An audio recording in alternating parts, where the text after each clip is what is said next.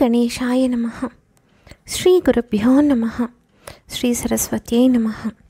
संस्कृतकथा। मूढः जम्बूकः। एकः जम्बूकः अस्ति।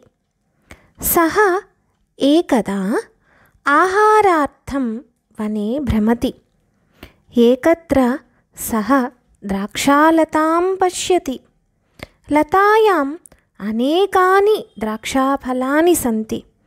जम्बूकः अद्य मम द्राक्षाफलानां भोजनम् इति चिन्तयति। द्राक्षाः लब्धुं वारं वारम् उपरि उत्पतति, किन्तु द्राक्षाफलानि न प्राप्नोति। जम्बूकः कुपितः भवति।